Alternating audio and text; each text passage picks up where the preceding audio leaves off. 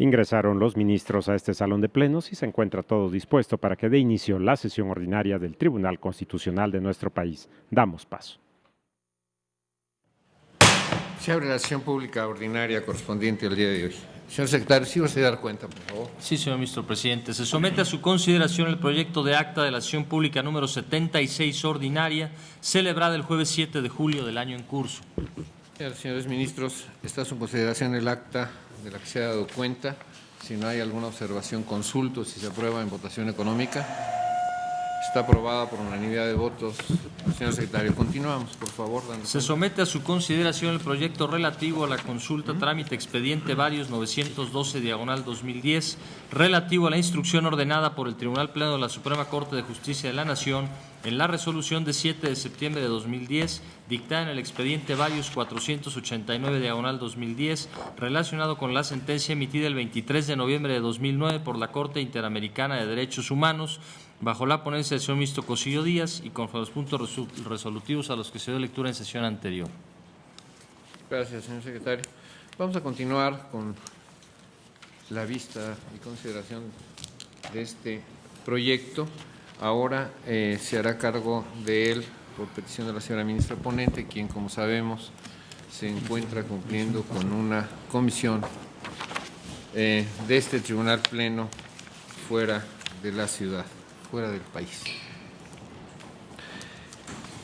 Quedó en lista para efectos de hacer uso de la palabra el señor ministro don Fernando Franco González Salas en relación a la continuación de su punto de vista en relación con el considerado octavo de este proyecto. Señor ministro, por favor. Gracias, señor presidente. Quisiera subrayar lo que ya varios de los ministros y ministras han mencionado de la trascendencia que tiene este asunto en todas sus aristas, en todos los temas que tenemos que resolver. Parto de esa base y vuelvo a reiterar que hay que verlo a la luz de un marco constitucional que hoy nos rige y que nos impone revisiones de criterios y de enfoques en relación a los derechos humanos, en este caso concreto. Durante la sesión del jueves pasado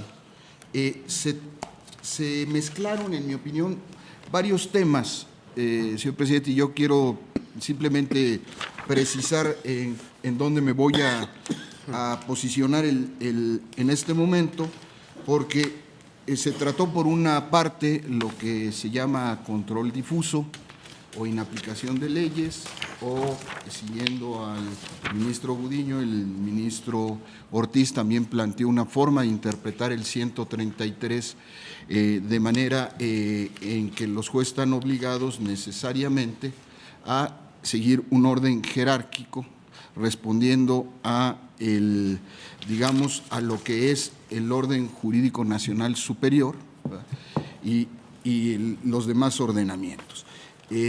También se habló de la obligatoriedad de las sentencias y de los criterios y finalmente de las obligaciones a cargo de esta Suprema Corte de Justicia de la Nación.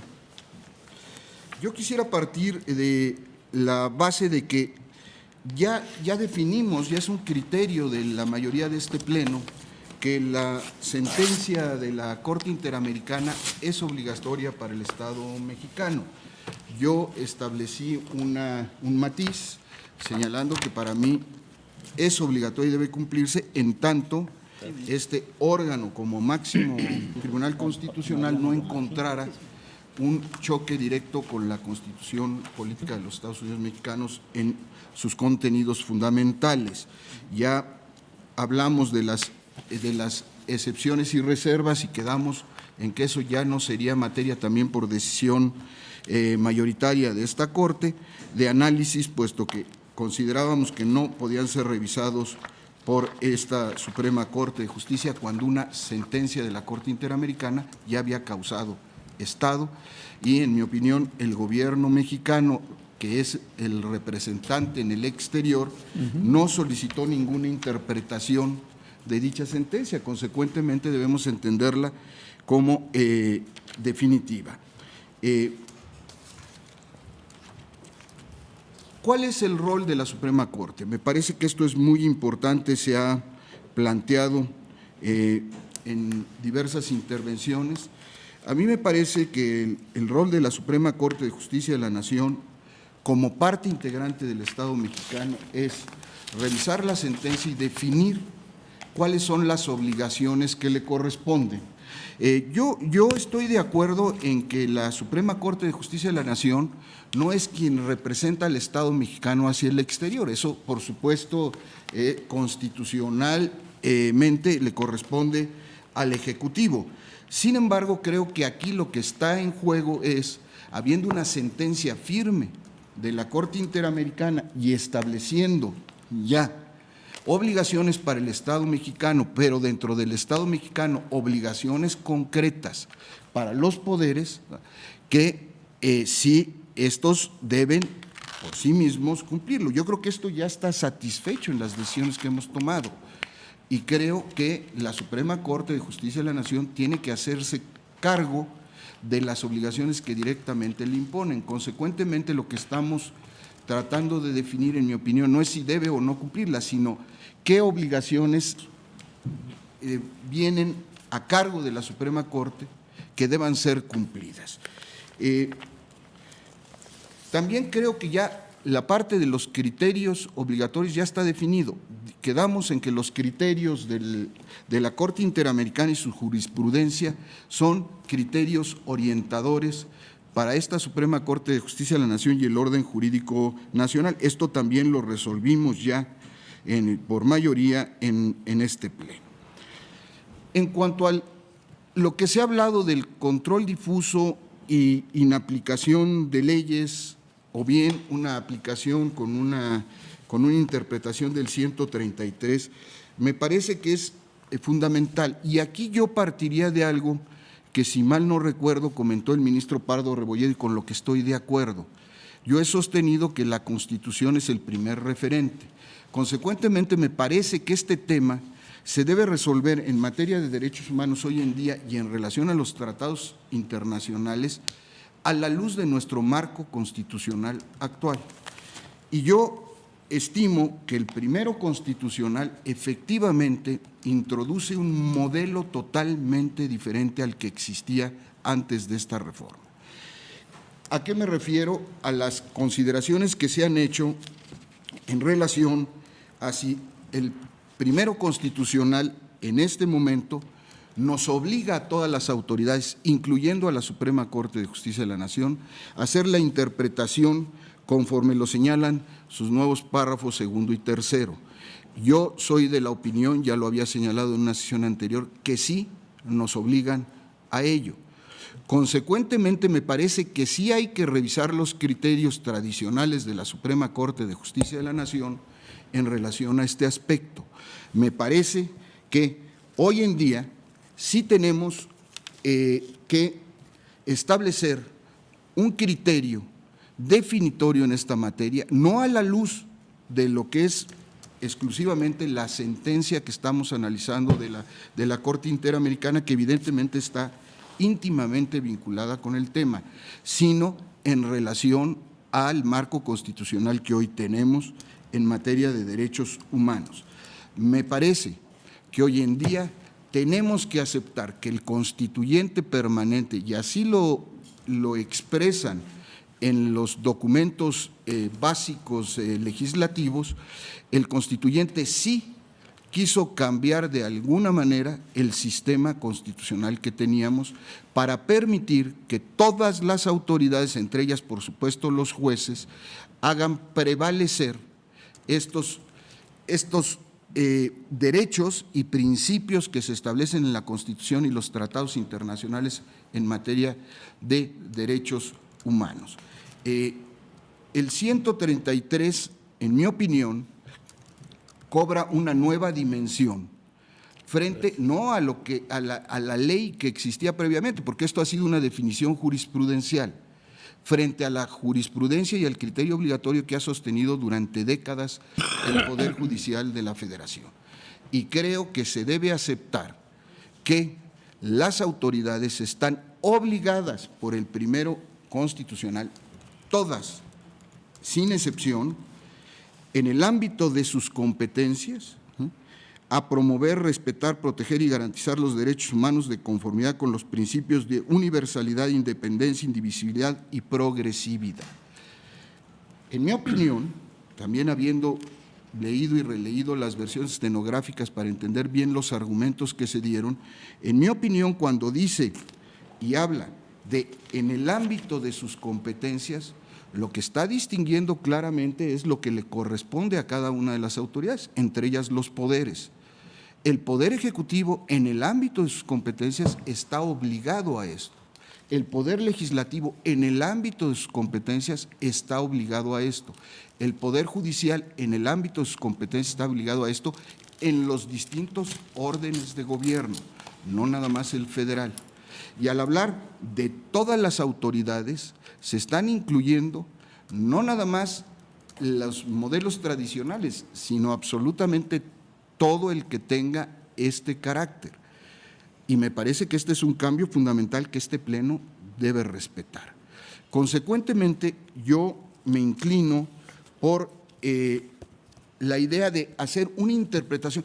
Hablar de control difuso es una expresión que se ha usado para contrastar lo que es el control concentrado, es decir, que un solo órgano y a través de procedimientos específicos es el que tiene el control de la constitucionalidad.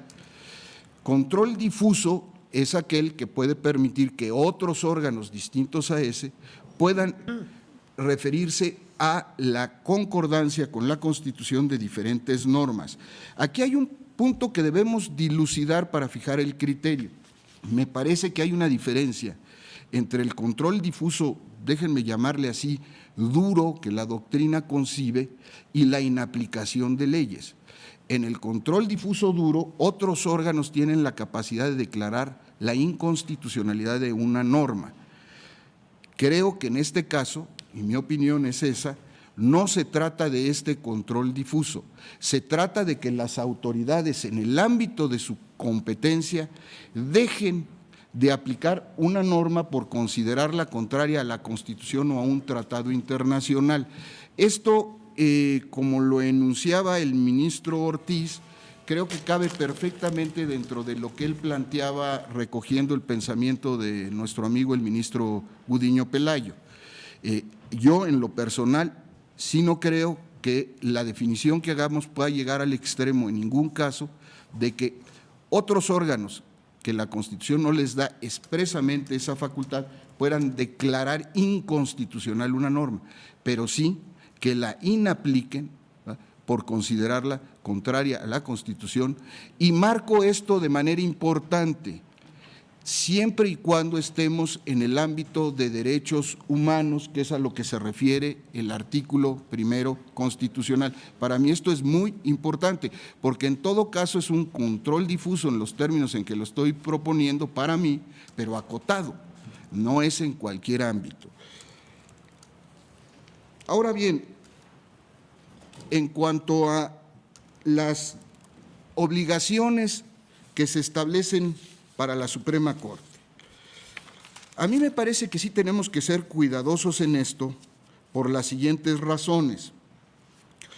Coincido básicamente con la argumentación que se hace de que hay que cumplir obviamente con la resolución en su integridad, yo me pronuncié por eso, pero finalmente debemos identificar cuáles son obligaciones realmente directas a cargo de la Suprema Corte y cuáles no lo son para poder pronunciarnos. Si lo vemos en los artículos en los párrafos, y me voy a basar exclusivamente en aquellos que se citaron, en los párrafos 289 y 291, que se citaron como apoyo para decir que hay obligaciones adicionales directas, se está hablando de cuestiones diferentes. Se dice, en consecuencia, el tribunal estima que el Estado incumplió la obligación contenida en el artículo 2 de la Convención Americana en conexión con los artículos 8 y 25 de la misma, al extender la competencia del fuero castrense a delitos que no tienen estricta conexión con la disciplina militar o con bienes jurídicos propios del ámbito castrense. párrafo 289. El 291, la Corte ha señalado que el artículo 25.1 de la Convención contempla la obligación de los Estados partes de garantizar a todas las personas bajo su jurisdicción un recurso judicial efectivo contra actos violatorios de sus derechos fundamentales. El 294. De la decisión anterior claramente puede concluirse que se privó a la señora Tita Radilla Martínez de la posibilidad de impugnar la competencia de los tribunales militares para conocer de asuntos que por su naturaleza deben corresponder a las autoridades del fuero ordinario. Estas son consideraciones que atañen al Estado mexicano y en todo caso la extensión del fuero, si así lo consideráramos, es por lo que se ha definido legalmente. Consecuentemente, en principio está dirigido a esa parte, en mi opinión. En cuanto al párrafo 294, ¿verdad?, se refrenda que, es el que se señala que la señora Tita Radilla no contó con un recurso. Los párrafos 340 al 342, que, ojo, forman parte de la sentencia en el apartado que se refiere a reformas a disposiciones legales. Esto es importante.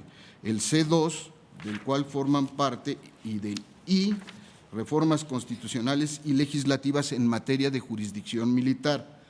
Señalan, en relación con las prácticas judiciales, este tribunal ha establecido en su jurisprudencia y expresa esto. En otras palabras, el Poder Judicial debe ejercer un control de convencionalidad ex oficio entre las normas internas y la Convención Americana, evidentemente en el marco de sus respectivas competencias y de las regulaciones procesales correspondientes. Sobre esto ya di mi opinión, cómo creo que se debe resolver el asunto.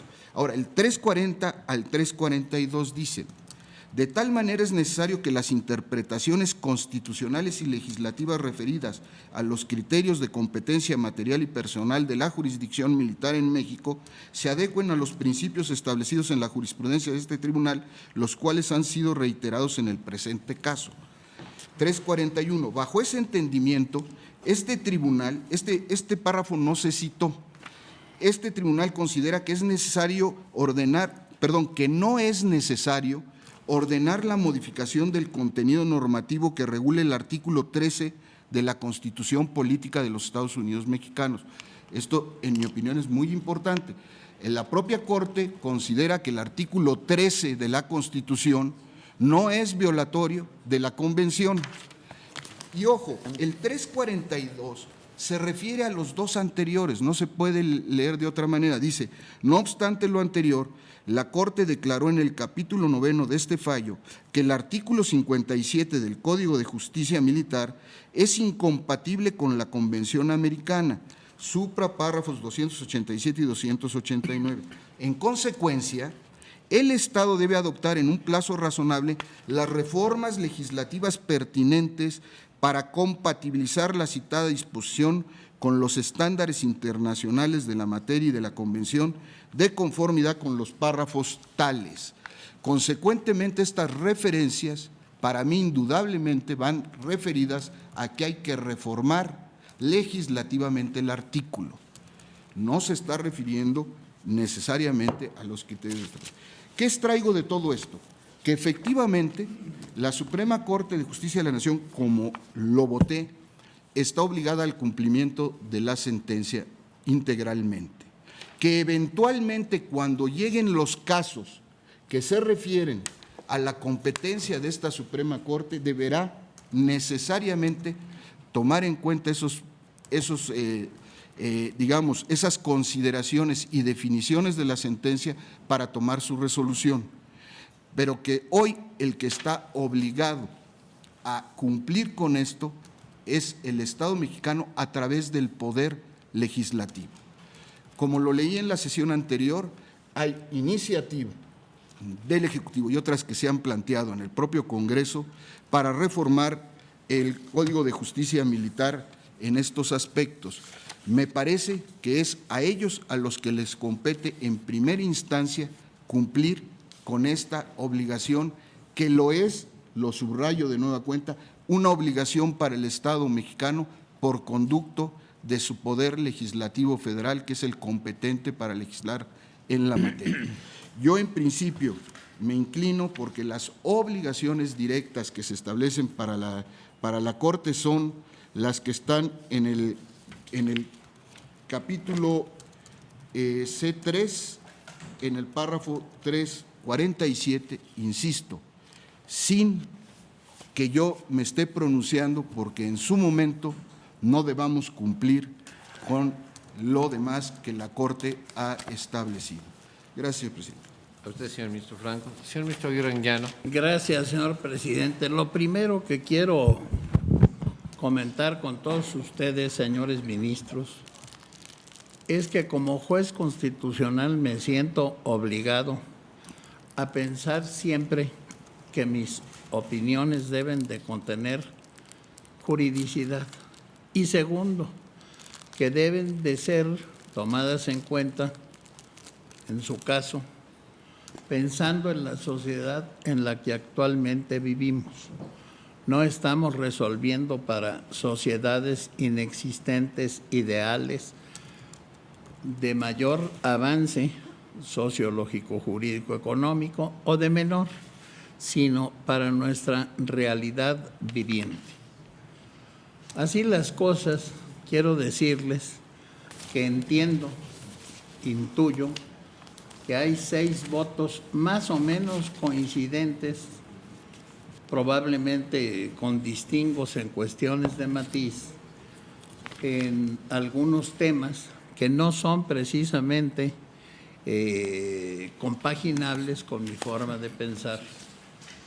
No obstante lo anterior, hago uso de la palabra porque estimo que debo de significar a mis compañeros ministros cuál es mi visión de radicalizar posturas que yo intuyo serán las propias de 6 personas que en íntima convicción piensan que debe de ser como algunos se han expresado.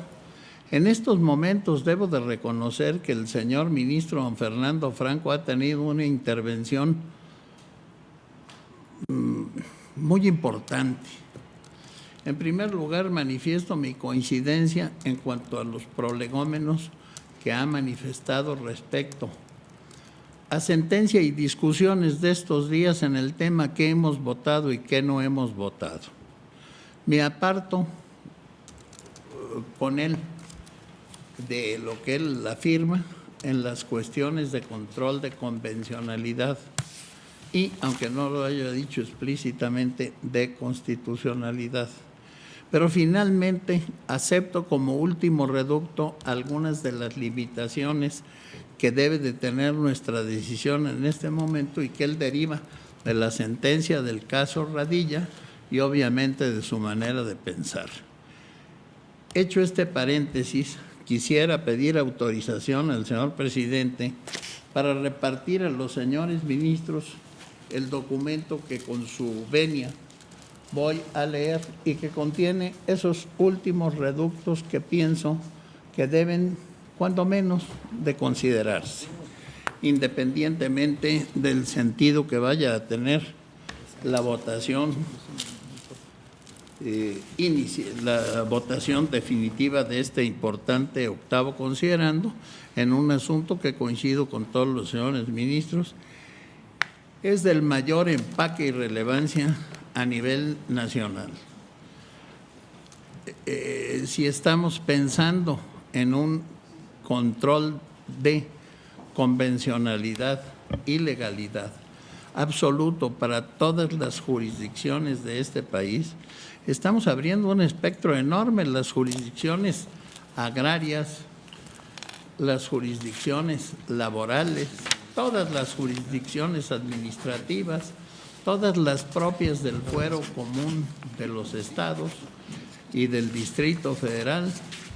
En materia civil, por ejemplo, hay un código civil federal, un código civil del Distrito Federal, códigos civiles en todas las entidades y de los códigos de procedimiento, pues luego hablamos. Finalmente, después de toda la normatividad, está el ser humano.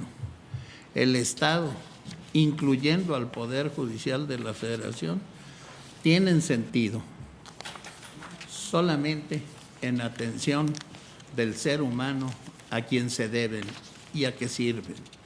Ejercen y otorgan justicia en nombre del pueblo.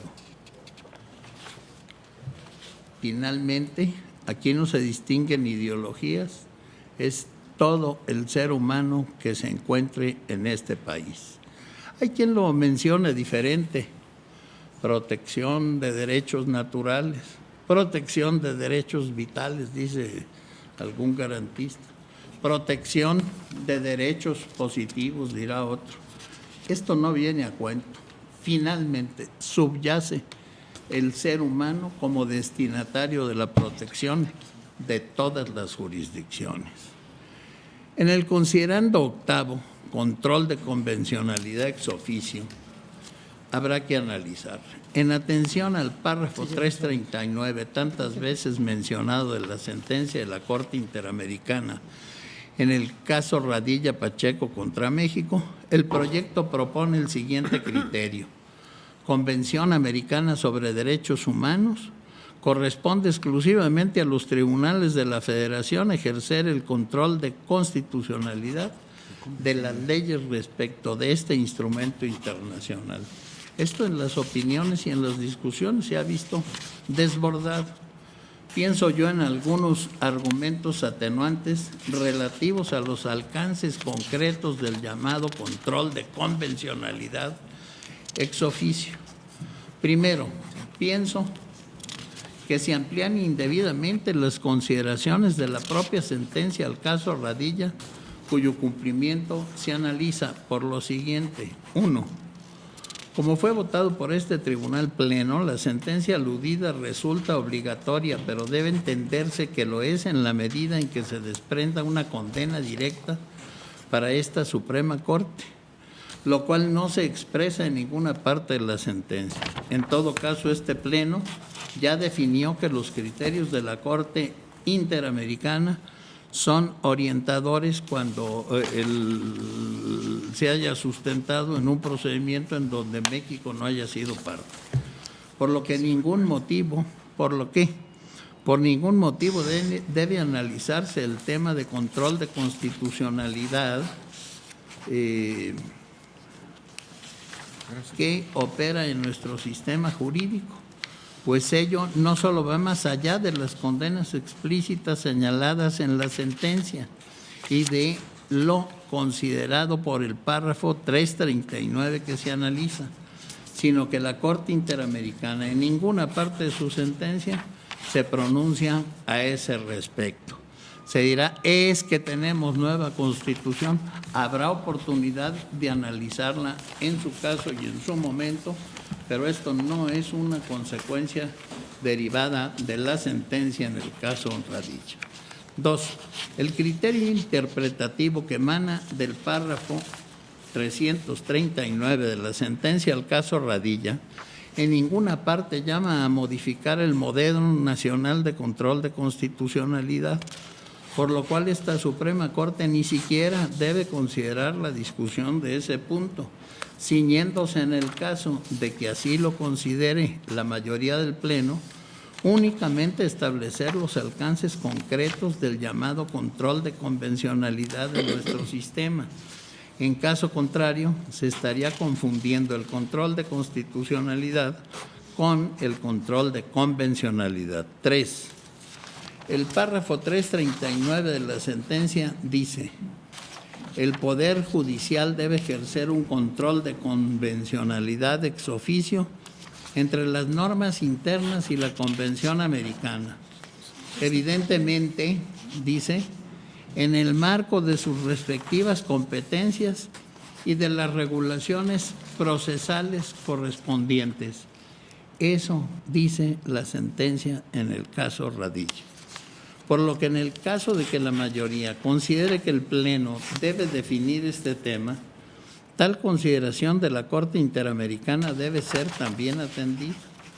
Así, dado que en nuestro sistema los jueces del fuero común no son competentes para inaplicar las leyes, al menos claramente no las emanadas del Congreso de la Unión, en concordancia con la sentencia de la Corte Interamericana, debe determinarse que ese control de convencionalidad puede, atribuido a los tribunales del Poder Judicial de la Federación, en el peor de los casos, puede ser atribuido.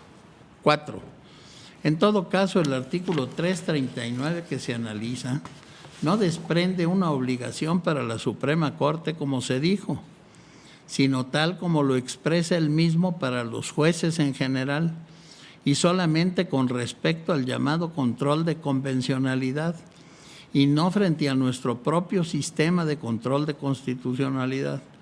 Pronunciarse sobre temas ajenos a los que se tratan en la sentencia redunda en una actuación de suplencia de queja que además en este asunto no existe, por no tratarse de un asunto contencioso, por lo cual tal pronunciamiento resultaría indebido respecto a lo establecido en la Constitución e incluso respecto a la considerada de la propia sentencia al caso Radilla que se analiza. 5.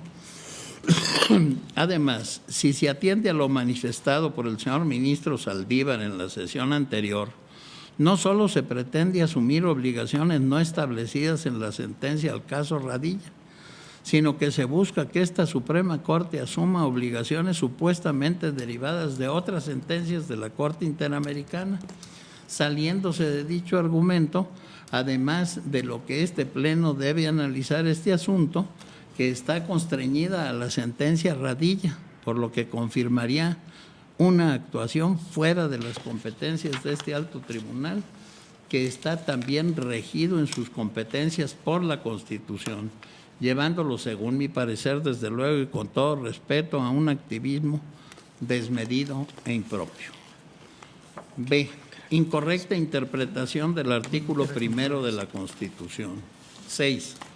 Como ya se dijo, la sentencia en el caso Radilla dice que el ejercicio del control de convencionalidad debe realizarse por los jueces, subrayo y entrecomillo, evidentemente en el marco de sus respectivas competencias y de las regulaciones procesales correspondientes. Y en el artículo 1, tercer párrafo constitucional igualmente establece: todas las autoridades, vuelvo a subrayar, en el ámbito de sus competencias, tienen la obligación de promover, respetar, proteger y garantizar los derechos humanos de conformidad con los principios de universalidad, interdependencia, indivisibilidad y progresividad. Ello confirma que el control de convencionalidad debe analizarse desde la estricta perspectiva competencial de los jueces, por mandato de nuestra propia Constitución. 7.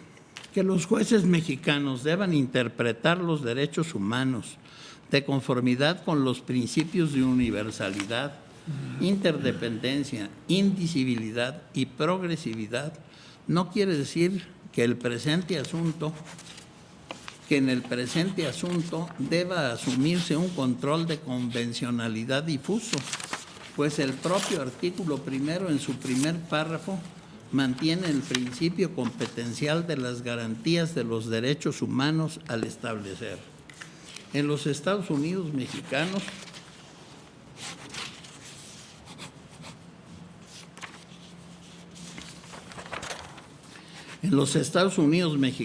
todas las personas gozarán de los derechos humanos reconocidos en esta Constitución y en los tratados internacionales en los que el Estado mexicano sea parte, así como en las garantías de su protección, cuyo ejercicio no podrá restringirse ni suspenderse, salvo en los casos y bajo las condiciones que esta Constitución establece, lo que confirma que dicho control de convencionalidad debe atender debidamente las esferas y atribuciones de los jueces federales y locales.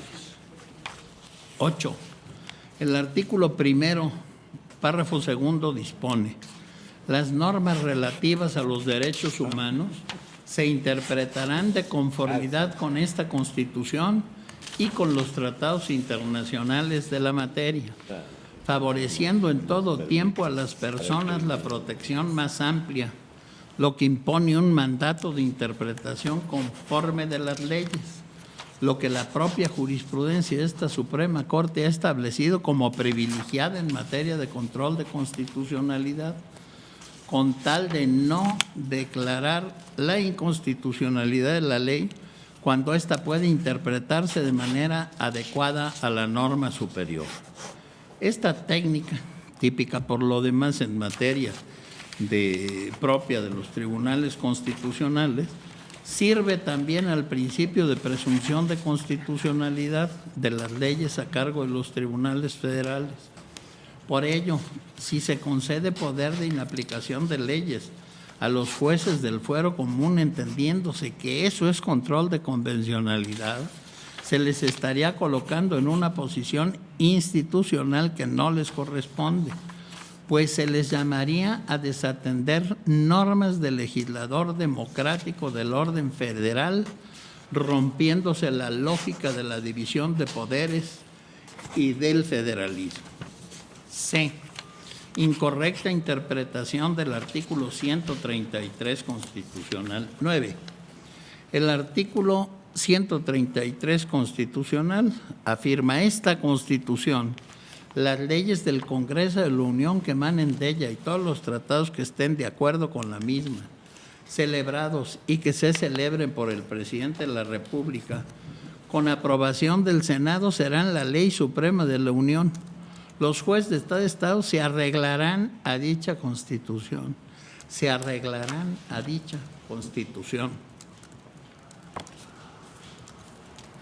Se arreglarán a dicha Constitución leyes y tratados a pesar de las disposiciones en contrario que pueda haber en las constituciones o leyes de los estados. En todo caso, este precepto impone a los jueces locales privilegiar la aplicación del derecho federal y el derecho de los tratados por encima del derecho local, y nada más, pero en ningún momento autoriza a dichos jueces locales a desaplicar leyes federales, por lo cual la determinación por esta Suprema Corte de un control difuso de leyes federales sería contraria al propio artículo 133 en su caso. A lo que está refiriéndose este precepto es a control de leyes locales, tomando como parámetro de control el derecho federal, incluyéndose dentro de él a los tratados, lo que además es coherente con nuestro sistema federal, cuyo marco normativo no es disponible para la jurisdicción de los jueces de los estados. 10. En su caso, un control de convencionalidad coherente debiera solamente incurrir en inaplicación de leyes locales frente a tratados. Repito, en su caso, y el caso requiere modificaciones legislativas para compaginarse con la Constitución, si no es que reformas constitucionales. D. Inconstitucionalidad y consecuencias nocivas de un control difuso de constitucionalidad para el sistema federal. 11. Del artículo 133 constitucional no se desprende que los jueces locales puedan desaplicar normas federales. En ninguna parte de la Constitución hay norma expresa que les dote de ese extraordinario poder, por lo cual esta Suprema Corte, si les dota del mismo, estaría creando una norma implícita que iría contra la Constitución y arriesgaría el principio federalista y también de división de poderes. 12. La Constitución mexicana regula el Poder Judicial Federal en el capítulo 4 del título 3 y establece las bases mínimas de los poderes judiciales de los estados, fundamentalmente en el artículo 116, fracción 3, título 5. Por ello sería desmedido que esta Suprema Corte determine, más allá de esas atribuciones, aquellas que deban ser conferidas a los jueces de los estados, pues trastocaría el pacto federal. esos jueces no pueden pronunciarse sobre la inaplicación de leyes federales, pues sus competencias se reducen a preferirlas sobre las locales en el evento de un conflicto de normas según el 133 constitucional. Tergiversación del objeto del juicio de amparo y del resto de las competencias que la Constitución establece en materia de control de constitucionalidad. 13. En atención al artículo 1, en los aspectos competenciales de las autoridades, en la interpretación de los derechos humanos a que nos referimos con antelación, en relación con los artículos 103 y 107, debe recordarse que el juicio de amparo, vía procesal indicada por la Constitución, para realizar el control de constitucionalidad de todos los actos de autoridad a instancia de particulares, no es competencia de los jueces del fuero común. Hay una competencia residual que en nombre de la justicia federal el juez superior al que cometió ciertas violaciones en materia penal puede conocer de amparo, pero en representación de la justicia federal, como todos ustedes recordarán. Debe recordarse, continúo, que el juicio de amparo, vía procesal indicada por la Constitución, para realizar el control de constitucionalidad de todos los actos de autoridad a instancia de particulares, no es competencia de los jueces del fuero común. Evidentemente, tampoco la tienen en las materias del 105 constitucional y tampoco en los procesos jurisdiccionales a que se refiere el artículo 99 constitucional, que refiere al Tribunal Electoral del Poder Judicial de la Federación. 14.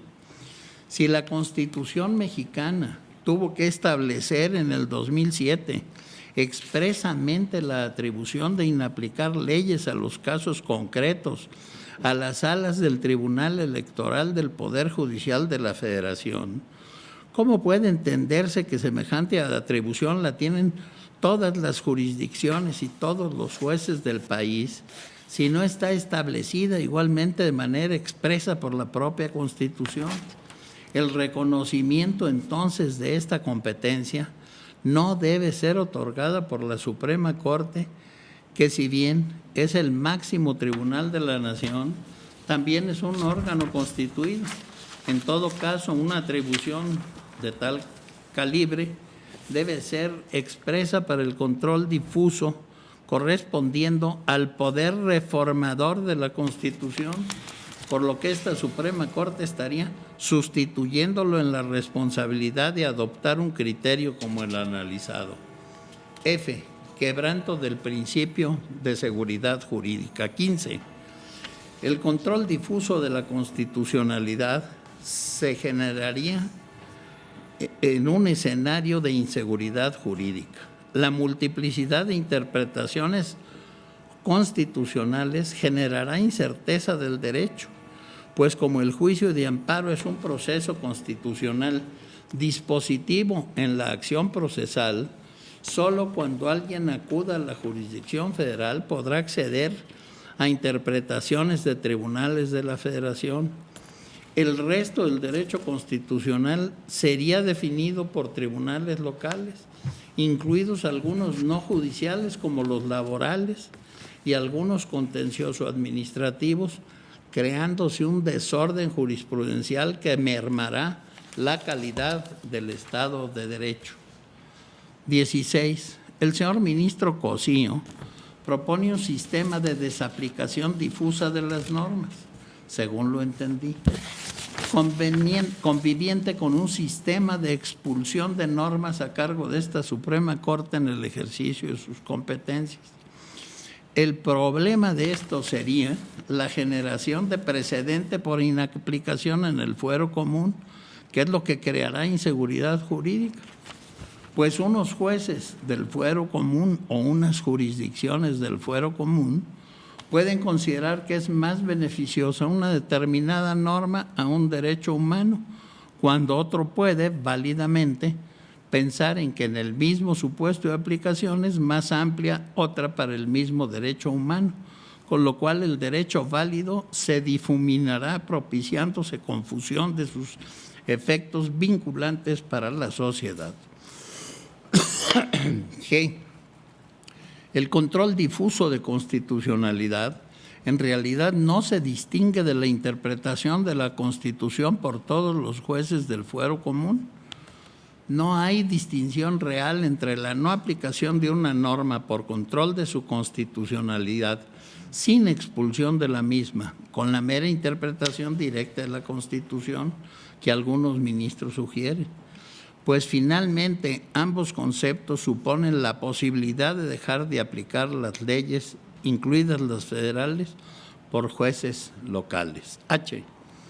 Consecuencias negativas para la efectiva operatividad del sistema jurídico mexicano en general. 18. De adoptarse el control difuso de constitucionalidad, existiría un riesgo de colapso de la Suprema Corte de Justicia.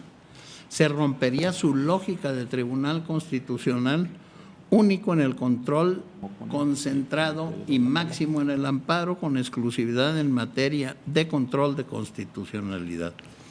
La lógica del control difuso sería radicalmente contraria a las reformas de los últimos años, tendientes a fortalecerlo como tribunal constitucional, pues dichas reformas tienen la lógica de la concentración del control de configuración de un modelo, a mi parecer, kelseniano, y claramente de alejamiento del modelo norteamericano difuso, lo cual además se pretende configurar por vía jurisprudencial.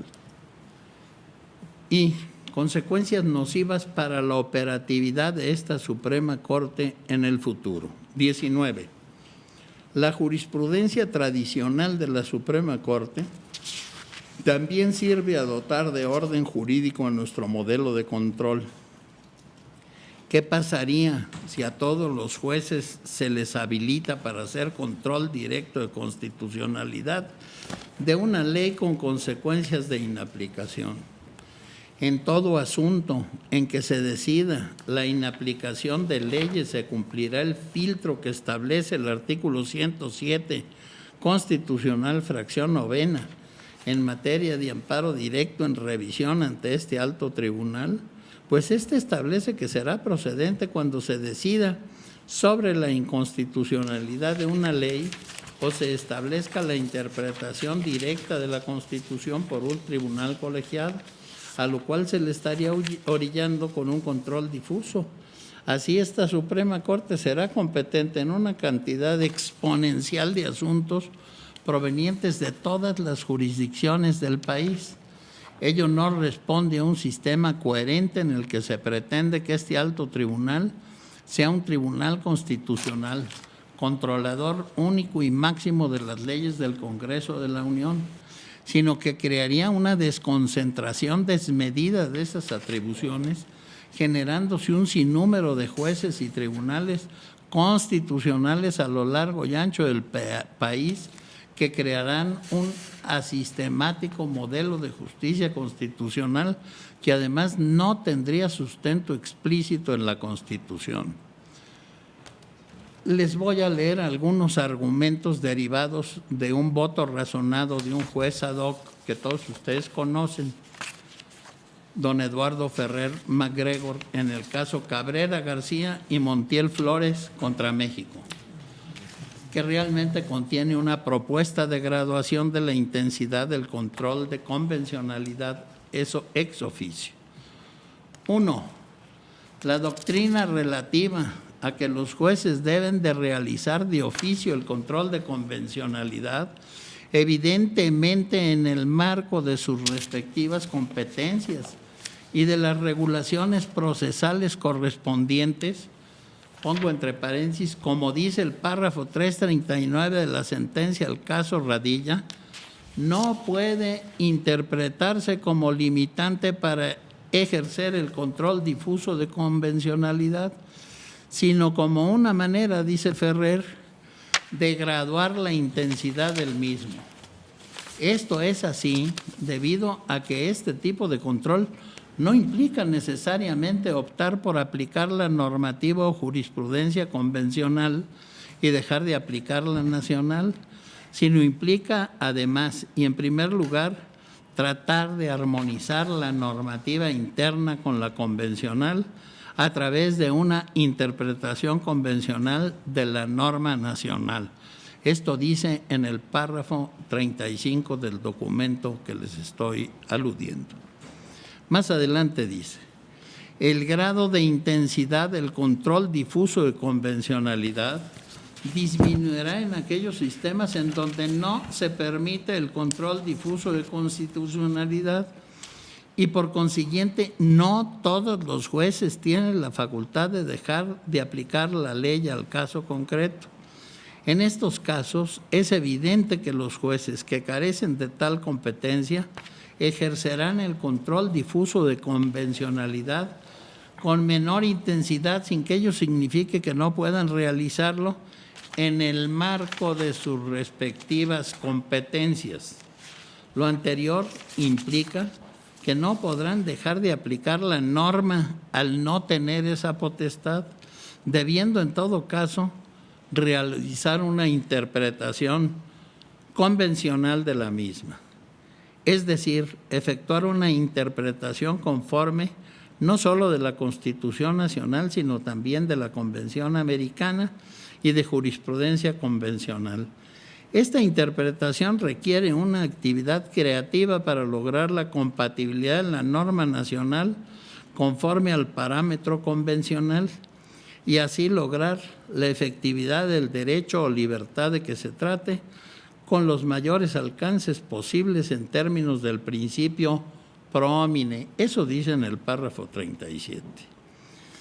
Sigue diciendo, en el caso de incompatibilidad absoluta, donde no existe interpretación convencional posible, si el juez carece de facultades para desaplicar la norma, esto me parece muy audaz, pero es lo que dice Ferrer, se limitará a señalar la inconvencionalidad de la misma o en su caso plantear la duda de inconvencionalidad entre otros órganos jurisdiccionales competentes dentro del mismo sistema jurídico nacional que puedan ejercer el control de convencionalidad con mayor intensidad. Aplico la norma, pero planteo la duda. Esa es la solución que da Ferrer. Así, los órganos jurisdiccionales revisores tendrán que ejercer dicho control y desaplicar la norma o bien declarar la invalidez de la misma por resultar inconvencional. Esto dice en el párrafo 39. Más adelante dice, lo que no parece razonable y estaría fuera de los parámetros interpretativos de la Corte Interamericana de Derechos Humanos es que ningún órgano nacional tenga competencia para ejercer el control difuso de convencionalidad con intensidad fuerte, es decir, dejar de aplicar la norma al caso particular con efectos generales como resultado de la inconvencionalidad de la misma, ya que de lo contrario se produciría una responsabilidad internacional del Estado. Párrafo 40. Así, sigue diciendo, el control difuso de convencionalidad, si bien se ejerce por todos los jueces nacionales, tiene diferentes grados de intensidad y realización de conformidad con el marco de sus respectivas competencias y de las regulaciones procesales correspondientes, y marco de sus respectivas competencias. Esto dice en el párrafo 41. Sigue diciendo, y ya casi voy a concluir, el grado de intensidad máximo de control de convencionalidad se puede realizar por las altas jurisdicciones constitucionales. Normalmente los últimos intérpretes constitucionales en un determinado sistema jurídico, que generalmente tienen además la facultad de declarar la invalidez de la norma inconstitucional con efectos erga omnes. Se trata de una declaración general de invalidez por la inconvencionalidad de la norma nacional. Párrafo 36. El control difuso de constitucionalidad, afirmo ya para concluir, no implica necesariamente desaplicar la norma nacional, sino en primer lugar interpretarla conforme a la norma convencional. Eso dice Ferrer. Inaplicación no es igual a interpretación conforme.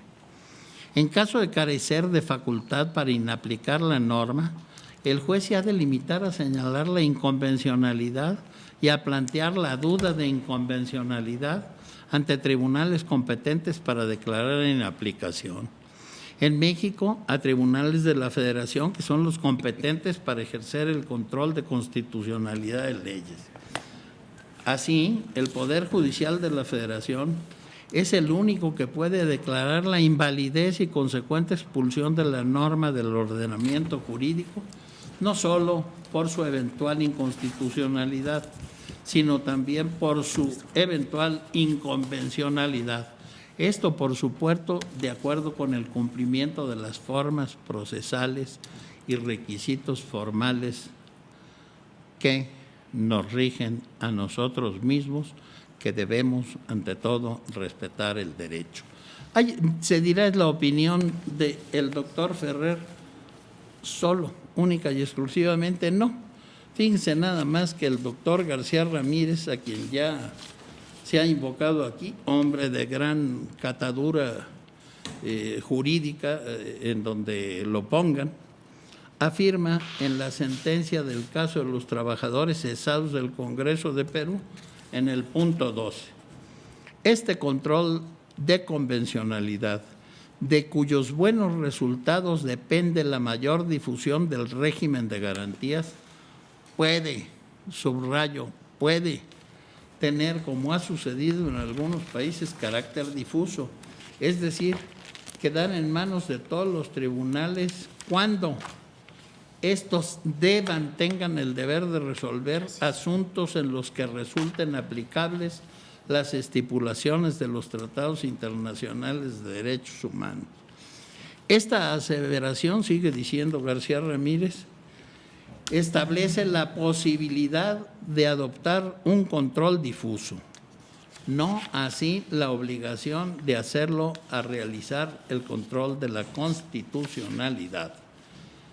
¿Hay algún juez que particularmente a mí me parece, y lo digo con todo respeto, el más activista que yo haya visto, juez desde luego de la Corte Interamericana de Derechos Humanos, don Antonio Augusto Cansado Trinidade, en el mismo caso de los trabajadores cesados del Congreso de Perú? ¿Qué dijo este normalmente desbordado juez? 2. En otras palabras, los órganos del Poder Judicial deben ejercer no solo un control de constitucionalidad, sino también de convencionalidad ex oficio entre sus normas internas y la Convención Americana. Evidentemente, esto lo subrayo, en el marco de sus respectivas competencias y de las regulaciones procesales. Dejo de citar a otros jueces de Cortes Interamericanas de Derechos Humanos. Finalmente, no congeniando con todos estos puntos de vista, porque a mí me parecen a su vez no ajustados al caso Radilla, es el último recurso o reducto de defensa de puntos de vista que daré antes de la votación. Gracias por su paciencia al escucharme, señores ministros. Usted, señor ministro Guerrero. Señor ministro Cosío. Muchas gracias, señor presidente. En primer lugar, quiero recordar, usted ya lo hizo, señor presidente, que el proyecto está a mi cargo por la gentil delegación que hizo la señora ministra Luna Ramos y aprobó este pleno el jueves pasado. En esta intervención no quisiera todavía tomar una posición sobre lo que se va a plantear, porque me parece que es un tema que debemos discutir. Simple y sencillamente estoy expresando mi posición e insisto, después de que concluyan las intervenciones, si a usted le parece bien, señor presidente, podríamos definir qué es lo que se sometería a votación. Yo creo que el trabajo que ha traído el señor ministro Aguirre a esta sesión es de una enorme importancia para la discusión del tema que tenemos enfrente. yo no coincido con lo que en el propio documento se plantea. He tomado nota sobre los puntos que el señor ministro Aguirre plantea, pero creo que es posible reducir una parte importante de este documento a lo relacionado con la existencia o no del control difuso en nuestro orden jurídico. Los argumentos que nos presenta el señor ministro Aguirre son importantes y son de muy distinta factura. Por un lado, nos presenta argumentos de interpretación del 133 constitucional. Por otro lado, nos dice que el alcance de la sentencia no llega hasta allá, hasta donde estamos pretendiendo algunos ministros, o leemos esa parte resolutiva. Nos hace también consideraciones acerca de la condición socioeconómica o de la condición, si queremos, sistémica de nuestro orden jurídico, sobre todo en el aspecto jurisdiccional. Y finalmente también nos presenta muy importantes argumentos en cuanto a opiniones personales, pero sin duda de personas calificadas en esta materia.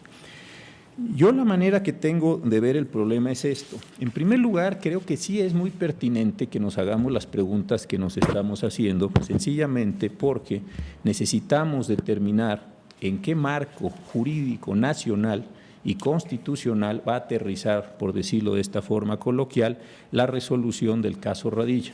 Creo que si no sabemos con claridad o definimos todavía mejor de qué manera las resoluciones del caso Radilla en este momento, o el resto de las 5 resoluciones de condena que tiene ya el Estado mexicano, o en el futuro algunos de los casi 160 casos de México que están denunciados ante la Comisión Interamericana de Derechos Humanos, se resuelven y van a aterrizar en nuestro orden jurídico sin tener una ley de recepción como la que sí tienen algunos otros estados como Colombia, Argentina, Perú, etcétera, sí me parece que es un tema de enorme importancia. Creo que cuando la señora ministra Luna Ramos nos presentó su proyecto en considerando y nos dice cuáles son las características del control de convencionalidad y sobre todo la parte final de lo que ella, y ya quedó eso aclarado, propuso como una tesis, insisto, es de enorme importancia porque ese es el marco respecto del cual recae. Entonces yo sí veo la pertinencia de tratar este problema. En segundo lugar, de lo que ha dicho el señor ministro Aguirre, insisto, me parece muy importante y por supuesto que por ser de esa importancia da lugar, menos para mí, a reflexiones importantes también, me lleva a la siguiente condición. La tesis central del ministro Aguirre parte de la idea que en México no se admite el control difuso de constitucionalidad. Y esta es, digamos, la piedra angular, tanto de su exposición, y después lo voy a tratar de demostrar, como de las condiciones, a mi parecer, prudenciales que emitieron Eduardo Ferrer y el doctor García Ramírez. Voy a tratarlo de demostrar. Sin embargo, lo que yo quiero comenzar diciendo es que esta definición de si en este país existe o no control concentrado y control difuso no es una determinación constitucional. Esto ha merecido durante el tiempo muy distintas opiniones y muy distintas construcciones jurisprudenciales. En el año de 1933, en mayo de ese año, de 34, perdón, en un asunto con numeración de 33, se estableció por la segunda sala una tesis que decía constitucionalidad de la ley. De conformidad con el artículo 133 de la Constitución Federal, todos los jueces de la República tienen la obligación de sujetar sus fallos a los dictados de la misma, a pesar de las disposiciones que en contrario pudieran existir en otras leyes secundarias, y siendo así, resultaría ilógico y antijurídico pretender que cumplieran con esa obligación si no tuvieran a la vez la facultad correlativa de discernir si las leyes que rigen los actos, materia de la contienda, se ajustan o no al Código Supremo de la República, cuando esa cuestión forma parte del debate, ya que de aceptarse la tesis contraria sería imponer a los jueces una obligación sin darle los medios necesarios para que pudieran cumplirla. Esta tesis, insisto, es de mayo de 34, operaba entonces la Corte en la que participó activamente en su designación el presidente Portes Gil. A los pocos meses siguientes, con la entrada al cargo del presidente de la República, el general Lázaro Cárdenas, como todos recordamos, se suprimió la Corte. y prácticamente existe una unanimidad en los historiadores del derecho y en los politólogos y historiadores en general que se han ocupado del tema, en entender que el general Cárdenas modificó la composición de la Suprema Corte y creó la Cuarta Sala para generar a esta Suprema Corte como un instrumento en la construcción de su política, de lo que algún historiador importante denominó una política de masas. Es en 34 cuando queda consolidada la idea de que no es posible el control difuso, sino que todo el control tiene que ser un control concentrado. A mí esto me genera al menos alguna sospecha sobre la legitimidad democrática en ese contexto al que me estoy refiriendo, por lo demás con enorme respeto al general Cárdenas, de las características de la Suprema Corte. Como también sabemos, es en el año 40 cuando el presidente Ávila Camacho restablece una nueva Corte, y en ese año, en ese 40, es cuando don Gabino Fraga, con mayoría de votos de la segunda sala, vuelve a plantear el control difuso de constitucionalidad y merece, a mi parecer, comentarios certerísimos de don Antonio Martínez Báez y de algunos otros muy importantes juristas, Antonio Carrillo Flores y algunos otros más, en el sentido de la importancia de mantener el control difuso de constitucionalidad. Yo pienso en ese sentido, entonces, que la idea de si existe o no un control difuso o un control concentrado no es un tema que esté determinado de suyo por la propia Constitución, sino que es esta Suprema Corte de Justicia la que lo ha definido en distintos momentos. En el año de 68, la Suprema Corte, en su tercera sala y por unanimidad de 4 votos, emite una tesis que también me resulta de enorme importancia y dice así: el rubro es constitucionalidad de las leyes, examen de la improcedente por la autoridad judicial común. No existe jurisprudencia de la Suprema Corte de Justicia de la Nación que imponga a la autoridad judicial común, por aplicación literal del artículo 133 constitucional, la obligación de calificar la constitucionalidad de las leyes que norman el contenido de sus resoluciones. Y aquí viene la parte que me interesa. Si bien es cierto que ocasionalmente ha llegado a sustentarse tal tesis, la mayoría de los precedentes se orientan en el sentido de considerar que solo el Poder Judicial de la Federación puede calificar la constitucionalidad de las leyes a través del juicio constitucional de amparo. Es decir, la propia Corte reconoce que este es un tema debatido, que este es un tema que se estaba construyendo. Y prácticamente esta tesis que acabo de leer es la que se recoge el mayo, al resolverse un amparo en revisión el 9 de mayo del 95, ya con la integración actual, y que sale aprobada por una amplia mayoría de votos, para decir justamente, primero, que no existe una doctrina uniforme a lo largo, digamos, de la vigencia de la Constitución, al menos de 17, y que en segundo lugar, esta Suprema Corte, y estoy leyendo, considera que el artículo 133 constitucional no es fuente de facultades de control constitucionalidad para las autoridades que ejercen funciones materialmente jurisdiccionales respecto de actos ajenos como son las leyes emanadas del propio Congreso, ni de sus propias actuaciones que les permitan desconocer unos y otros, pues dicho precepto debe ser interpretado a la luz del régimen previsto por la propia Carta Magna para ese efecto. Es decir, lo que vamos teniendo es una historia que tiene distintos momentos, que tiene distintos criterios. En 68 se reconoce esta, digamos, no inconsistencia, porque me parece que es muy difícil hablar en un tema tan serio de inconsistencias de la Corte, como si las Cortes presentes o futuras tuvieran que quedar atrapadas por los criterios de Cortes históricas, sino simplemente de cambios de criterios a partir de la conformación de distintas mayorías en la propia Suprema Corte de Justicia. ¿Qué quiero decir con esto? Que no existe ni en la doctrina, ni en la jurisprudencia, ni me parece ninguna de las interpretaciones serias que se han hecho del artículo 133 constitucional un punto de vista acabado sobre esta cuestión. Esto me lleva también a la idea de decir que en este momento esta Suprema Corte y esta integración de Suprema Corte está en la posibilidad de generar sus propios criterios jurisprudenciales y está en la posibilidad de analizar cómo quiere enfrentarse esta Suprema Corte de Justicia, o mejor, los integrantes de esta Suprema Corte de Justicia, con el problema de interpretación de la segunda parte del artículo 133 constitucional, que bien decía el ministro Ortiz Mayagoitia la semana anterior. El ministro Gudiño distinguía entre la supremacía de la primera y la primacía de la segunda, siguiendo las tesis en este sentido del ministro Gudiño Pelayo. Entonces, creo que aquí hay una cuestión, insisto, donde ni está fijo el criterio, ni está amarrado el criterio, sino como en tantas cosas que nos toca conocer, se genera esta situación. ¿Qué se desprende o qué no se desprende del artículo 133? Me estoy refiriendo ya al dictamen que se nos acaba de leer. Pues esto se desprende o no de las interpretaciones, de las posiciones de esta Suprema Corte, y creo que en ese sentido justamente es que tiene importancia la manera en la que trianualmente se va renovando este propio órgano jurisdiccional. El hecho de que el Tribunal Electoral tenga la posibilidad de un control difuso y se haya establecido expresamente, no me parece a mí que sea un motivo para que en su momento podamos desconocer que otros órganos del Estado lo tengan. La razón por la que se hizo la reforma al párrafo sexto del artículo 99 de la Constitución es porque esta Suprema Corte en algún momento canceló la posibilidad de control difuso de constitucionalidad por parte del tribunal.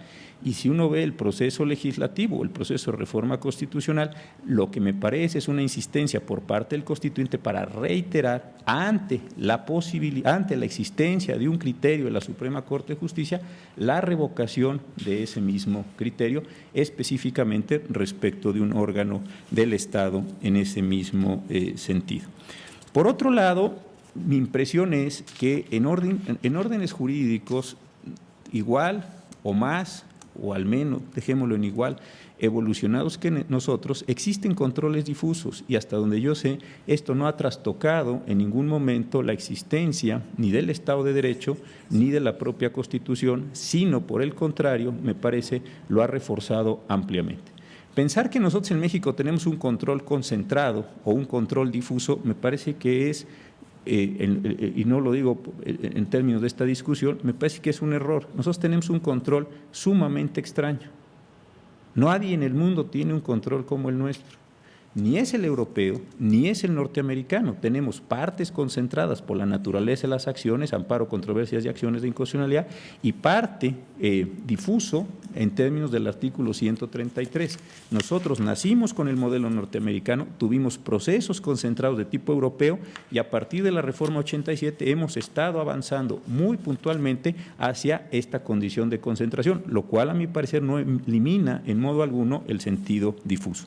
Ahora, la pregunta es, ¿cómo se protege o cómo se realiza el Estado de Derecho? A mí me parece que el Estado de Derecho se realiza en la medida en que se acepta la supremacía de la Constitución y la posibilidad de que todos los órganos del Estado se subordinen a esa Constitución, porque esa Constitución precisamente no es disponible por las mayorías parlamentarias que ocasionalmente formarán estos mismos casos. Situaciones de modelos que tienen semejanza al nuestro es el portugués, el norteamericano, no abundo sobre estas cuestiones para verlo.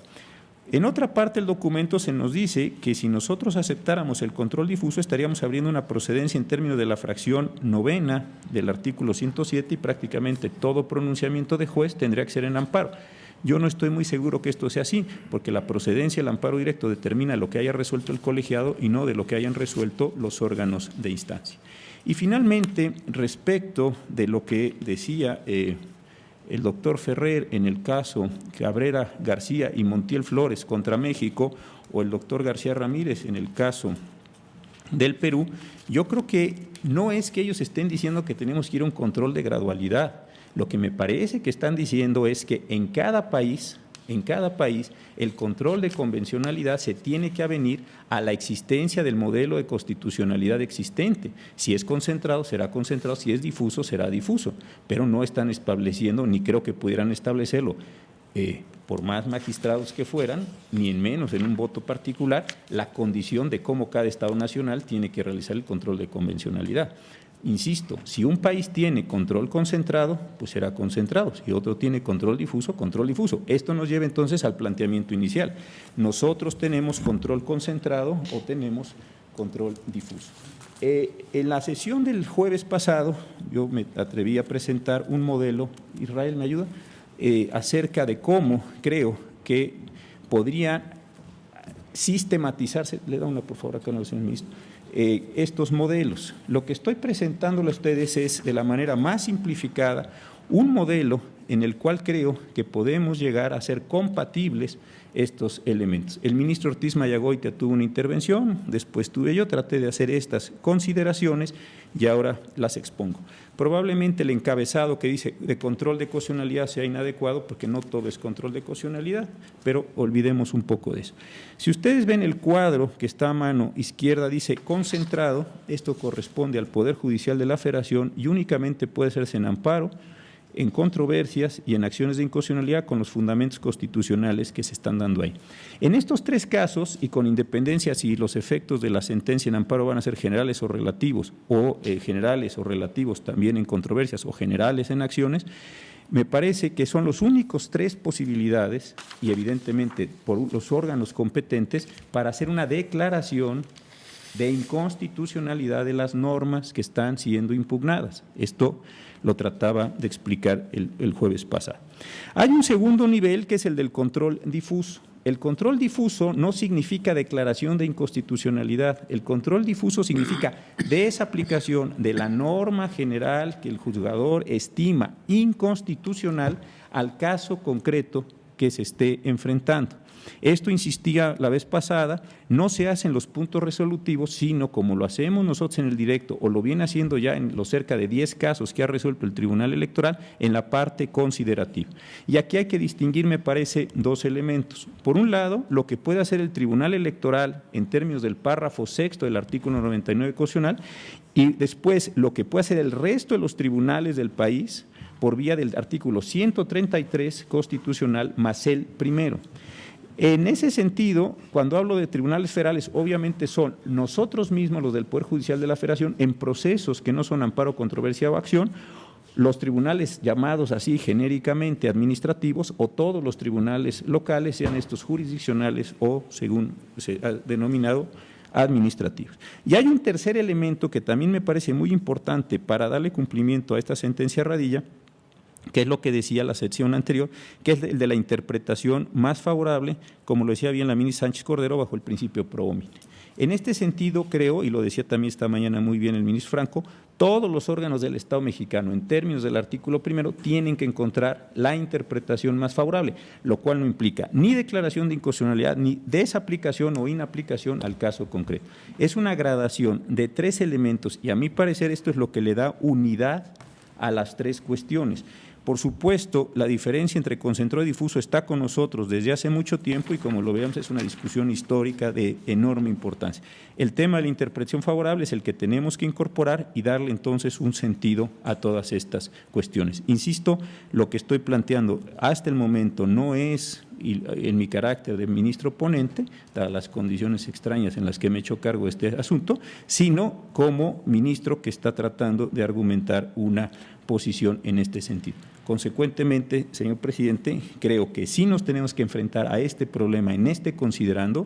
Creo también que tenemos que encontrar un modo de armonización como marco en el cual, y a falta de una ley de recepción emitida por el Congreso de la Unión, tenemos que recibir la sentencia constitucional y finalmente, y con esto termino, sí me es muy importante señalar que históricamente nunca ha habido una posición final, definitiva, en términos de control difuso frente a control concentrado. Esto es algo que itinerantemente se ha movido y me parece a mí, y lo digo así, que coadyuva mucho más al Estado de Derecho y al desarrollo democrático de un país, permitir que sus distintos órganos jurisdiccionales se pronuncien y garanticen la supremacía constitucional, que concentrarlo en un órgano como el Poder Judicial o en unos órganos del Poder Judicial de la Federación en un proceso técnico complejo y con muchas dificultades, inclusive en condiciones de acceso. Gracias, señor presidente. A usted, señor ministro Cosío. Señora ministra Sánchez Cordero. Bueno, ya me dejó sin materia el ministro Cosío. La verdad, mi intervención ya en este momento está ya fuera de lugar. Gracias, presidente. Gracias a usted. Señor ministro Saldívar. Gracias, señor presidente. Yo coincido plenamente con todos los planteamientos que ha hecho el señor ministro Cosío. Voy a tratar de no ser reiterativo, aunque quizás inevitablemente tenga que referirme a algunas de las cuestiones que él manifestó. En primer lugar, quiero manifestar mi reconocimiento al señor ministro Aguirre Anguiano por habernos presentado este documento en el cual nos hace ver sus objeciones con los puntos que se plantearon en las sesiones pasadas, y por elemental cortesía me voy a referir al documento en relación con el cual obviamente no estoy de acuerdo, pues plantea puntos de vista contrarios a los que yo he venido sosteniendo desde hace tiempo, no nada más en este asunto. Nos dice primero el señor ministro Aguirre que estamos ampliando el tema que nos corresponde porque sostuvimos que los criterios son orientadores. Si la mayoría sostuvo que los criterios jurisprudenciales de la Corte Interamericana son orientadores, pero que las sentencias condenatorias obligan en sus términos. Y lo cierto es que la sentencia del caso Radilla establece claramente que tiene que haber un control de convencionalidad a cargo de todo el Poder Judicial. Consecuentemente, estamos realmente en el tema que se trata, cuando además ya hemos votado e insistido que estos temas los íbamos a discutir en las sesiones y que iba a haber un pronunciamiento. Consecuentemente, no me parece que en este momento, lo he dicho ya en otros momentos, se pretenda reducir la materia del análisis cuando ya llevamos tanto tiempo discutiendo y cuando nos hemos posicionado varios de nosotros, prácticamente todos menos el señor ministro presidente. Por otro lado, me dice el señor ministro Aguirre que estoy yo incluyendo un caso distinto al Pleno, lo que en su opinión es un activismo desmedido e impropio. No me voy a referir a los calificativos, que son muy respetables, que así lo vea. Además, señor presidente. Señor ministro Aguirre. Si los calificativos han producido una molestia, en este momento ofrezco una disculpa y pido que se supriman del documento. Gracias. A usted, señor ministro Aguirre, se tienen por no leído los calificativos. A mí no me produce ninguna molestia, pero le agradezco mucho al señor ministro Aguirre. Pero a lo que yo iba es que se dice que yo estoy tomando un asunto que no es el de caso Radilla, pero curiosamente en el documento del ministro Aguirre se nos hace referencia a un voto muy importante, un voto razonado del juez ad hoc Eduardo Ferrer MacGregor, que se refiere precisamente al caso Cabrera García. Entonces, yo creo que en un asunto de esta magnitud no nos podemos poner tan puristas, porque lo que estamos hablando es de la responsabilidad del Estado mexicano en una sentencia condenatoria que coincide con otras, ya van 4 en este tema, y seguramente de no haber una respuesta seguirá habiendo otras. Se nos dice el señor ministro Aguirre, en el punto 8 del inciso B, que el artículo primero lo que manda es una interpretación conforme de las leyes y habla de la presunción de constitucionalidad. Yo estaría de acuerdo en sus términos en estas afirmaciones. Lo que sucede es que no hay una incompatibilidad entre interpretación conforme y control de convencionalidad. Como veo yo las cosas en relación con el control de convencionalidad y en general con la interpretación de la Constitución por parte de los jueces, hay 3 posibilidades. La primera, que es hablar de la interpretación conforme en sentido amplio, que significa que todos los jueces de un país deben interpretar el orden jurídico a la luz de la Constitución, conforme a la Constitución y ahora también a los tratados internacionales en materia de derechos humanos. Segundo lugar, cuando hay interpretación conforme en sentido estricto, cuando hay varias interpretaciones jurídicamente válidas, todos los jueces debemos, por la presunción de constitucionalidad de las leyes, preferir aquella que hace acorde a la Constitución, la ley, salvo que incida en el núcleo esencial de un derecho humano o fundamental. Y por último, cuando esto no es posible, obviamente, inaplicar la ley. Entonces, creo que no se rompe ninguna lógica ni posición institucional, sino simplemente lo que se hace es fortalecer el papel de los jueces, dando la primacía que el artículo primero establece a la Constitución y a los tratados internacionales. En el siguiente aspecto se nos dice que con base en esto, pues realmente los jueces podrían estar inaplicando el derecho federal, con lo cual se afectaría el principio federalista y la división de poderes. Yo creo que el 133 no se puede interpretar en materia de aplicación de derecho federal de manera aislada al 124. El derecho federal y el derecho local no tienen distinta jerarquía, son de igual jerarquía con distinta competencia, salvo en tratándose de leyes generales que distribuyen competencia. De tal manera que si la ley federal está realizando su ámbito competencial y no vulnera estos derechos, pues tendrá que ser aplicable. Pero si vulnera estos derechos humanos establecidos en los tratados internacionales o la propia Constitución, no habría ninguna razón para que no pueda inaplicarse, y no veo, la verdad, ningún riesgo en esto ni ninguna afectación al sistema federal. Estoy de acuerdo también con la cuestión que se dice del Tribunal Electoral del Poder Judicial, que como ya manifestó aquí el ministro Cosío, esta situación se dio porque el Tribunal Electoral venía desaplicando, inaplicando leyes inconstitucionales a casos concretos, y esta Suprema Corte decidió que esto era indebido. Yo todavía no estaba en esta Suprema Corte, pero desde el punto de vista académico siempre me manifesté en contra de este criterio. Fue necesaria una reforma constitucional para preverlo expresamente, pero esto no quiere decir que tendría que haber una reforma constitucional expresa cuando, como ya hemos sostenido, realmente la negativa al al control difuso de constitucionalidad son criterios de esta Suprema Corte, no es propiamente un texto expreso de la Constitución. Tampoco creo que se vaya a generar todo este desorden e inseguridad jurídica y de problemas prácticos.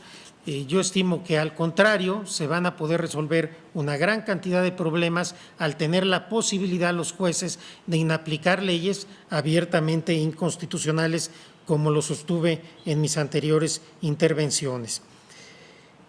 Tengo que hacer una manifestación y separarme claramente de lo que se dice en el punto 18 en relación a que de adoptarse el control difuso se podría colapsar la Corte y se corrompería la lógica de tribunal constitucional único en el control concentrado y máximo en el amparo, con exclusividad en materia de control de constitucionalidad. Y se afirma aquí que el sistema mexicano es un sistema de modelo kelseniano. Yo creo que esto no es así. Nuestro sistema hoy es un sistema híbrido, muy particular, muy especial, en donde tenemos un control de constitucionalidad concentrado, pero no a cargo de un solo tribunal, sino a cargo de un solo poder, que es el Poder Judicial de la Federación, pero incluso en el caso de jurisdicción concurrente puede ser materia también de tribunales de los estados. Y por el otro lado, a nivel constitucional, aunque no lo ha establecido claramente esta Corte, pero podría establecerlo, un control difuso de la constitucionalidad. Esta Suprema Corte tiene las dos características de los dos sistemas. Por un lado, es el máximo tribunal, es la cabeza del Poder Judicial Federal y al mismo tiempo es el Tribunal Constitucional, de tal suerte que esta situación, lejos de afectar el modelo que se creó, viene a fortalecer este modelo dinámico, amplio, que no se compadece con la lógica, obviamente, del sistema europeo, en donde los tribunales constitucionales no son cabeza del Poder Judicial, se complica mucho la aplicación obligatoria de los criterios del Tribunal Constitucional en tratándose de los jueces, y obviamente no hay control difuso, hay cuestión de previa o de constitucionalidad en el cual todos los jueces tienen que consultar al Tribunal Constitucional, pero esta, reitero, no es la lógica de nuestro sistema. Tampoco creo que esto vaya a colapsar en relación con el amparo directo, toda vez que tendrán que interpretarse los acuerdos generales que en su caso se hagan con la nueva ley de amparo, para que se logre coordinar adecuadamente esta nueva realidad del control difuso de convencionalidad frente a esta situación del amparo directo. Por último, yo creo que, en relación con la parte del documento central, yo creo que el tema del voto razonado de Eduardo Ferrer no lleva a las conclusiones que se nos han dicho aquí a través de algunos párrafos aislados. Me da la impresión que a lo que se refiere el doctor Ferrer es precisamente aquellos países en los cuales está prohibido el control difuso, que ya hemos insistido, no es nuestro caso. Y lo que viene haciendo es una explicación muy interesante y muy plausible de cuál es la intensidad del control de convencionalidad. Por lo demás, plantear la duda de convencionalidad, creo que aquí sí no hay ninguna facultad para que los jueces puedan hacer esto. Sí tienen, a mi entender, facultad para desaplicar con fundamento en el 133, pero no para plantear una duda al Tribunal Constitucional como si estuviéramos en un sistema típico europeo. Esto con independencia de que realmente hablar de sistemas europeos puramente concentrados y norteamericanos puramente difusos ya también es una cuestión que no puede establecerse de manera muy clara y tajante. La realidad en derecho comparado es que los sistemas se han venido acercando y todos los sistemas tienen algo de concentrado, algo de difuso, algo de europeo y algo de norteamericano. En relación con el comentario final de este documento, se nos dice que el control difuso de convencionalidad no implica necesariamente desaplicar la norma nacional, sino en primer lugar interpretarla conforme. Esto estamos de acuerdo, creo que ya lo expliqué hace un rato, que esta obviamente es la primera opción. No me parece que haya ninguna posibilidad de que se plantee la duda al Poder Judicial Federal. Y por último, se dice que el Poder Judicial Federal es el único que puede declarar la invalidez y consecuente expulsión de la norma del ordenamiento jurídico, no solo por su eventual inconstitucionalidad, sino también por su eventual inconvencionalidad. Me he manifestado con distintos argumentos en contra de este indebido monopolio del Poder Judicial de la Federación en materia de control de constitucionalidad. De tal suerte que, respetando mucho los planteamientos del señor ministro Aguirre y agradeciéndole que se ha tomado el esfuerzo de hacer nuestros planteamientos por escrito, que sin duda nos ayudan a poder reflexionar, yo no podría coincidir con esta postura.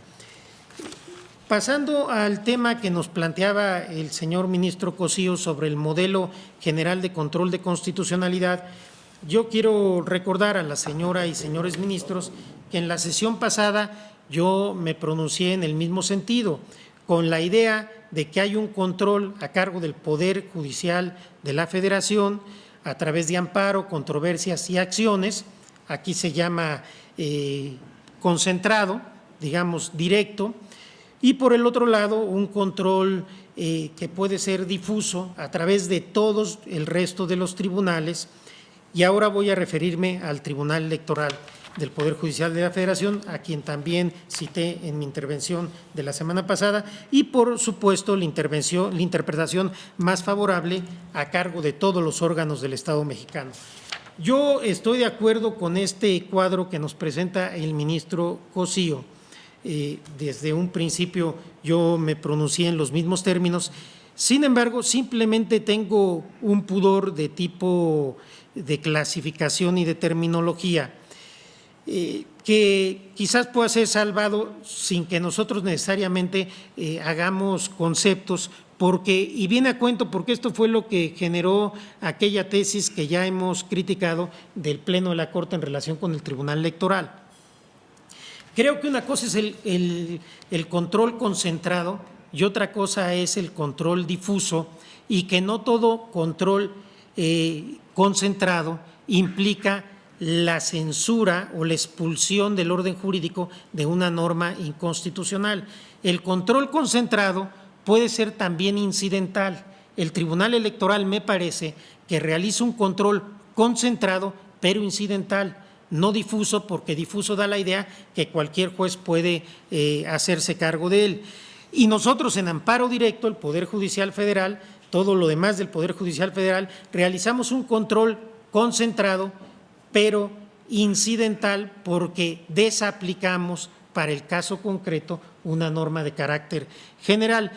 Quizás haciendo simplemente esa mención, ese acotamiento, que por lo demás no pierde nada en el modelo general que nos plantea el ministro Cosío, yo lo suscribiría en sus términos y reitero simplemente mi punto de vista en el sentido de que sí estamos obligados a realizar un control de convencionalidad a cargo de todos los jueces del país, que este control de convencionalidad es acorde a nuestra Constitución, al artículo 1 y al artículo 133, y que lejos de generar todos los inconvenientes desde el punto de vista práctico, creo que vendría a fortalecer el Estado de Derecho.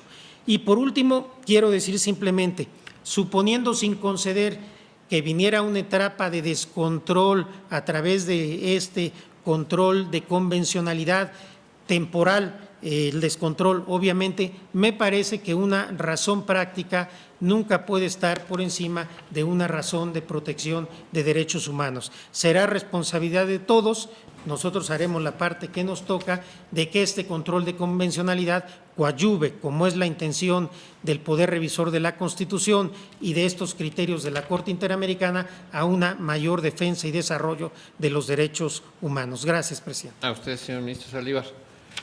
Señor ministro Ortiz Mayaguete. Gracias, señor presidente.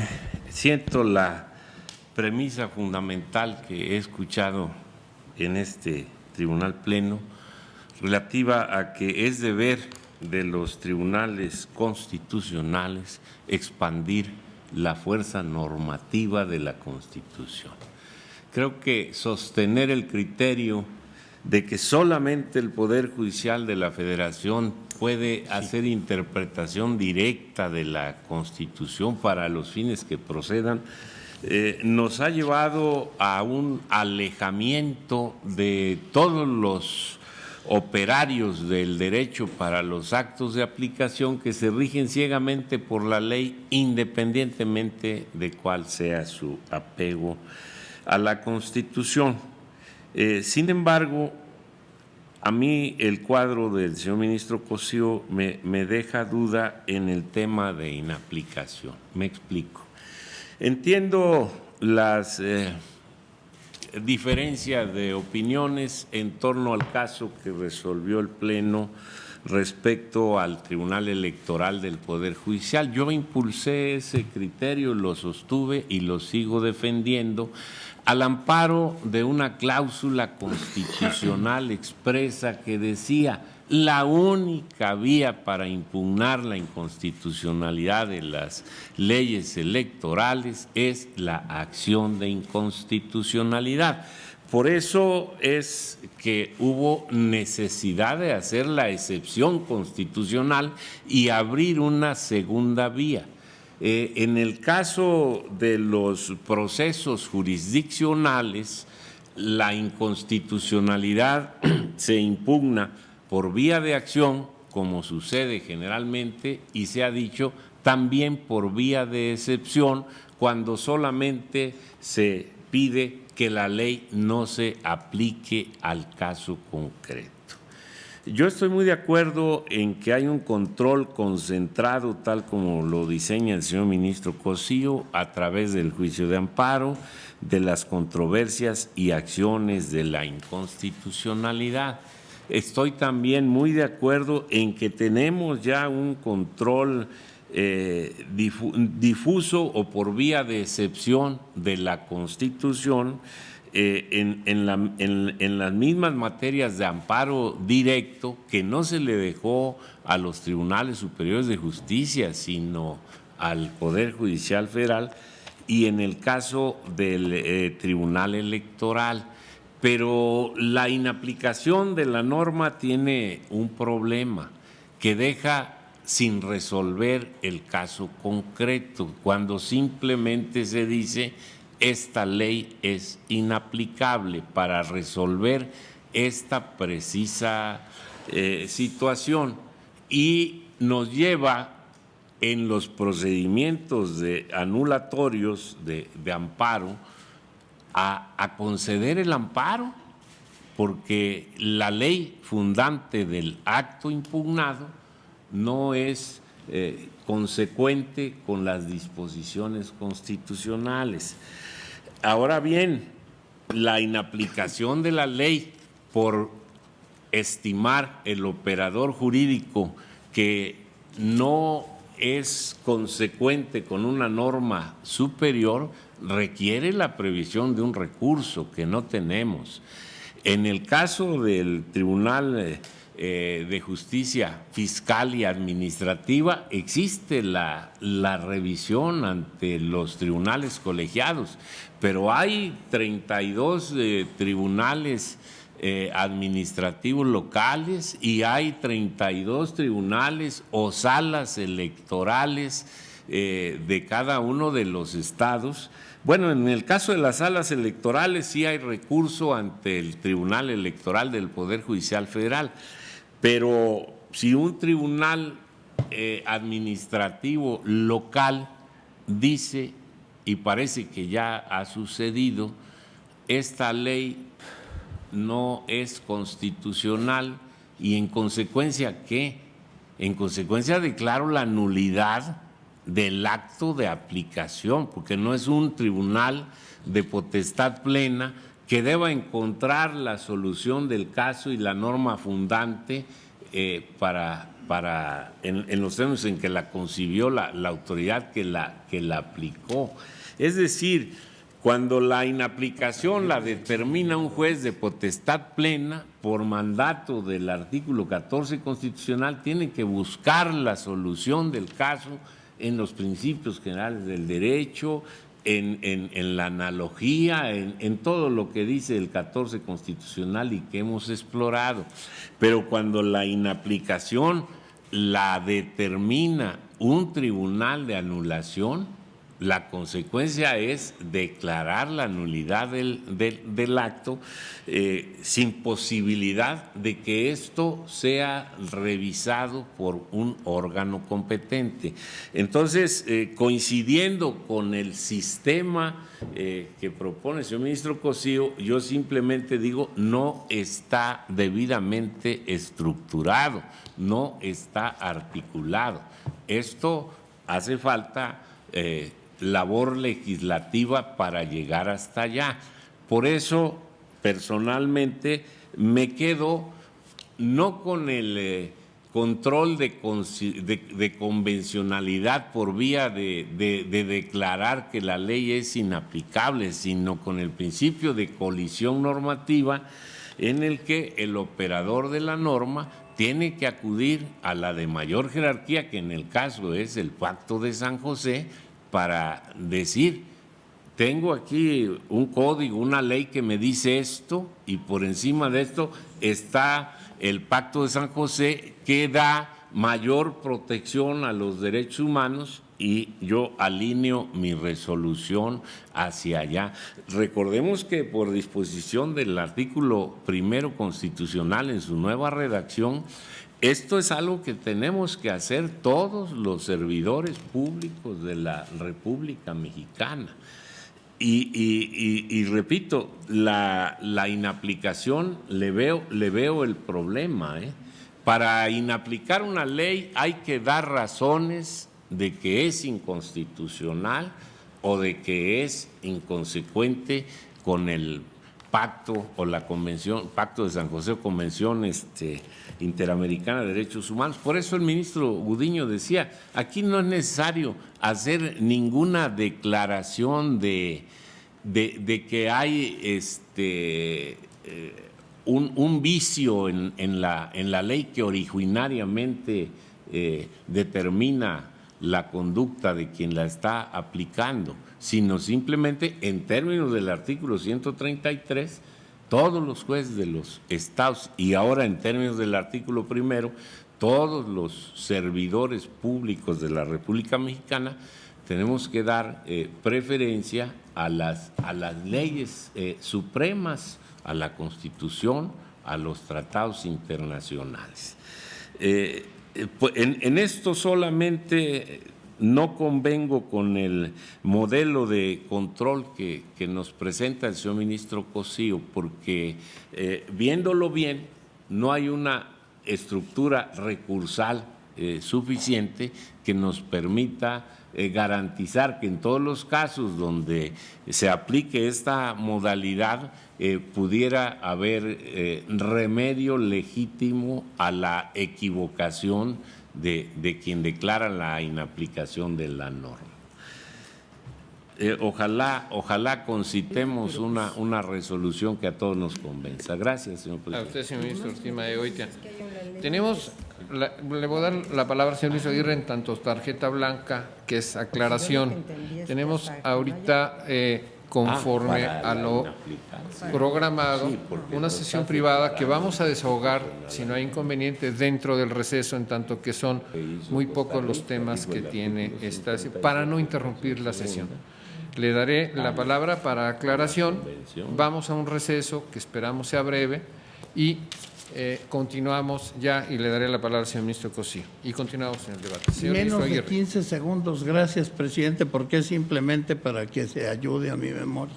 Sostengo que nuestra Constitución sí determina un control de constitucionalidad a cargo del Poder Judicial de la Federación, con exclusión de toda potestad jurisdiccional adicional. ¿Y cómo lo hace?